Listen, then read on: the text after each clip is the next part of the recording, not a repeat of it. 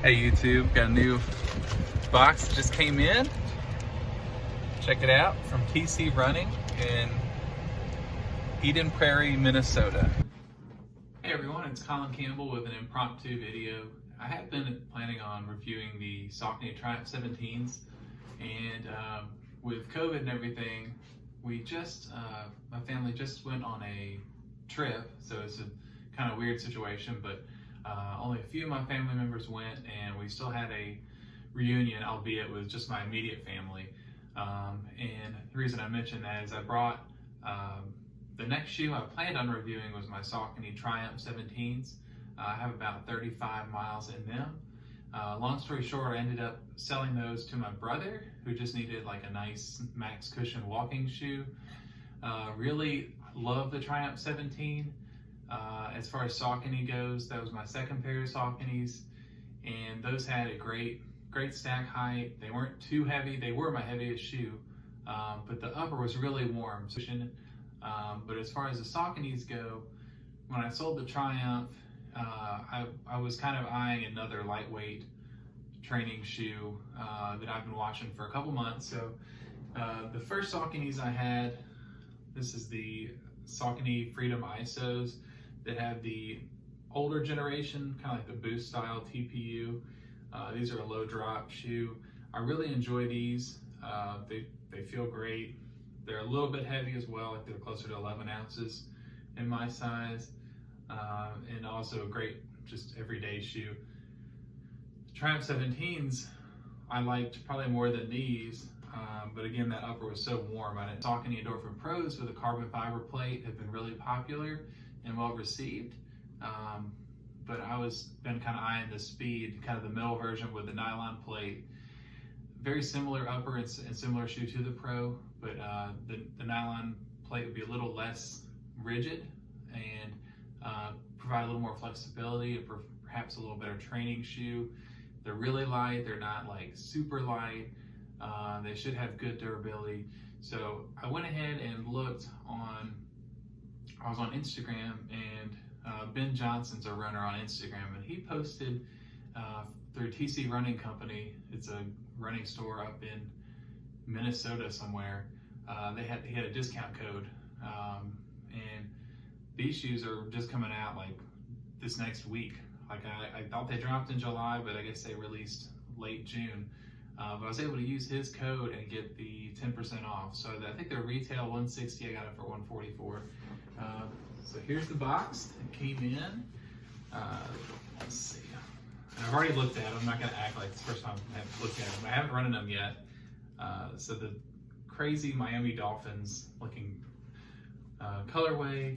What's so fascinating about these is the nylon plate, but also from research posted, if you go through YouTube and look for the Doctors of Running, they do a lot of running roundtable discussions on the technologies and myths about forefoot and heel striking, and the plate versus the cushioning providing these increased efficiency. But my favorite research that I've seen recently is that a Peba style foam, kind of like the ZoomX foam, I believe the Reebok, the Run Fast, I know I have the Energy, but the Run Fast and Run Fast Pro, that's a Peba type foam, but also the Endorphin series has the foam. That these foams are actually potentially a much larger part of improving efficiency versus the plate itself. The plate may only account for 1% increased efficiency, while this super foam may account for, in some people, 4 to 10% variability based on the studies. So I think it'll be a fun shoe. I have set a benchmark. I'm going to try to do at least 30 miles in the shoe before I do a full review. So again, I'll take it out for a run and give some first impressions, post a video, then we'll get it to 30 miles and go from there. Hopefully this will be kind of my summer lightweight trainer, maybe an enhanced, more cushioned version of like my Pegasus Turbo.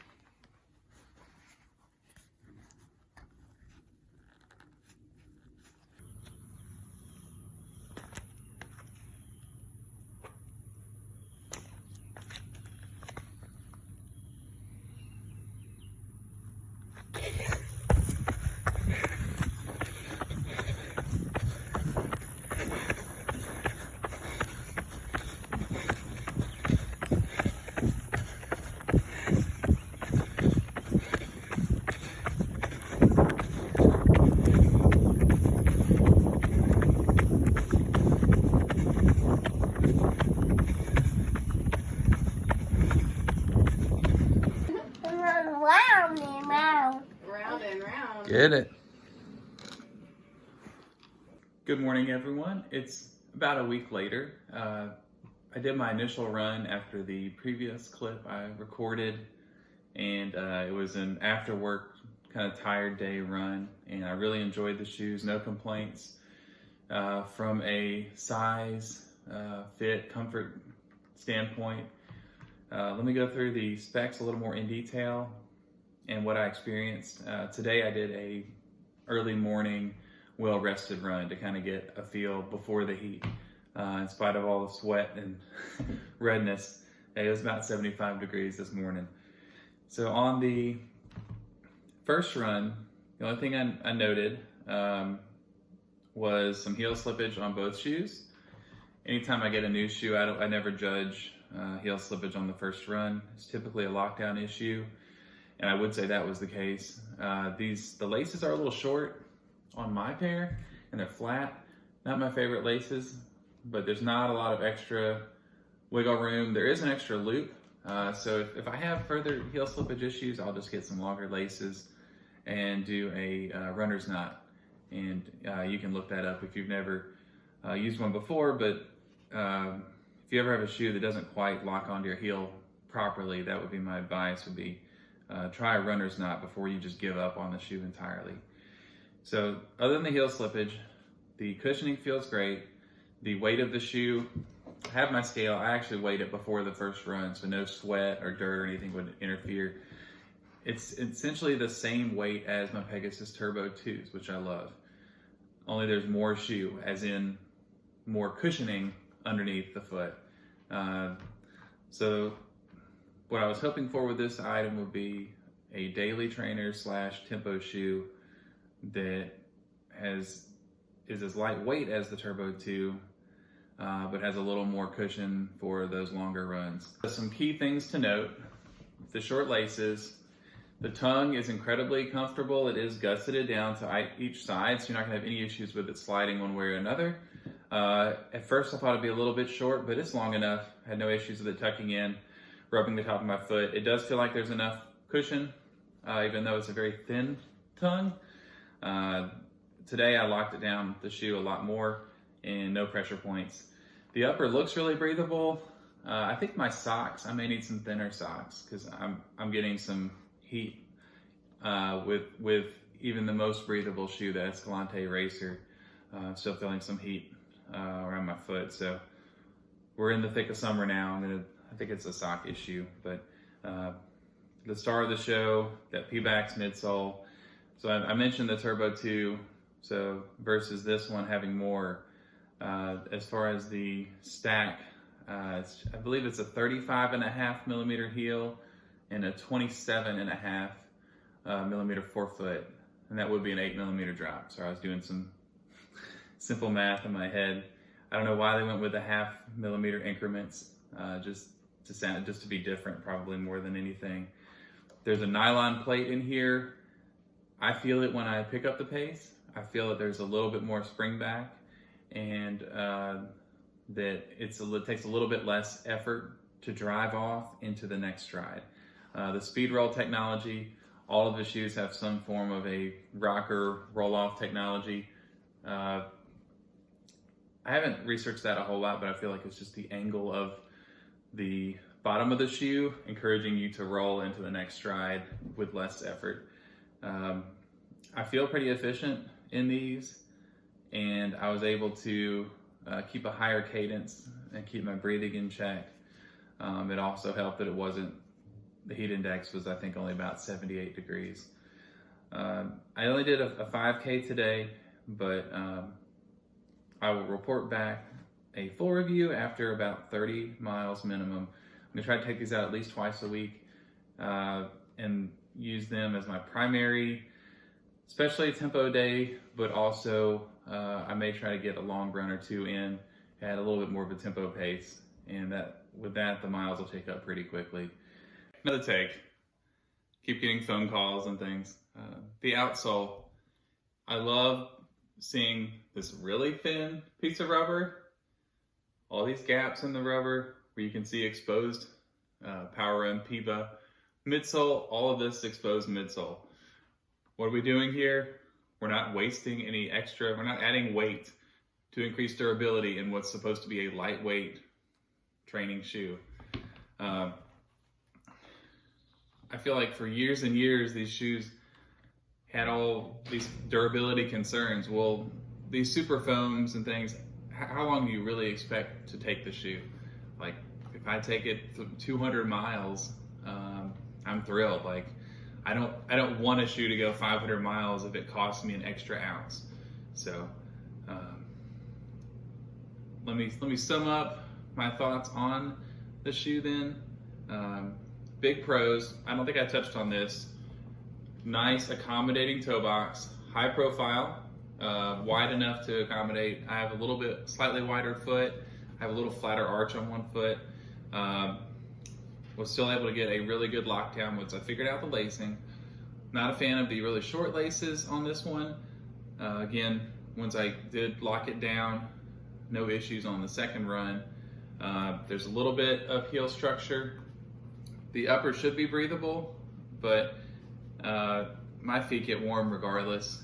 But I think your average runner is going to have plenty of breathability in this shoe. Midsole, definitely worth the investment, and I think it's going to be fantastic competitors to some of these other training tempo shoes, the Rincon, the Hyperion Tempo, the newer iterations of the Pegasus Turbo. I don't know the name of what that one's going to be. Adidas SL20. There's just a whole bunch of lightweight training shoes. So it's an exciting time to be a shoe geek and really dig into it. But more than anything, if you have questions about the shoe, my experiences, my thoughts, and I know everyone likes to compare which one is better. Well, a lot of times it's preference, but I do like to analyze the differences within the differences, so it's not just, okay, well, the midsole stack is different. Well, how does it feel? You know, where do you notice the drop of the shoe? Do you notice, the impact on your foot strike, things like that? Very accommodating, easy to run. The speed roll keeps you moving through the stride. So I think it's gonna be a lot of fun, and I'll get back with a review. Oh, price point, $160.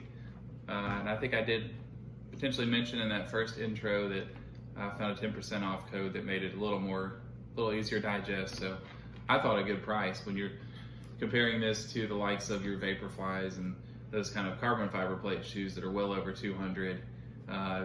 It's the budget version with the nylon, but if you want something that's for training, it's okay to be a little bit more flexible, a little bit more accommodating. So you're still getting some of that benefit of the stiffness, but then that flexibility and comfort to allow you to use it on a more regular basis. So hope everyone has a safe and happy 4th. I was going to mention that I also picked up a percussion massager on Amazon. Heard too many people talk about this being a great recovery tool as I try to run 7 days a week. And I would try to do the foam rolling. I don't have the big, large foam roller, but I have just kind of the roll it out foam roller. I became less and less consistent with that. I do use the foot log to prevent recurrence of plantar fasciitis, but this percussion massager is the lazy runner's dream, because I think Matt Bertrand is his name, YouTuber as well. This is the one he recommended, the Must Coach. It's on Amazon, and I picked it up for $50. Easy to charge, easy to use, and instant results, and then hopefully, long-term health benefits. I'm not sharing the link. I'm not trying to get any kind of monetary benefit, but I do think for our busy lifestyles, the percussion massager has a place in help keeping us healthy. Great recovery tool. All right, see you in the next one. Peace.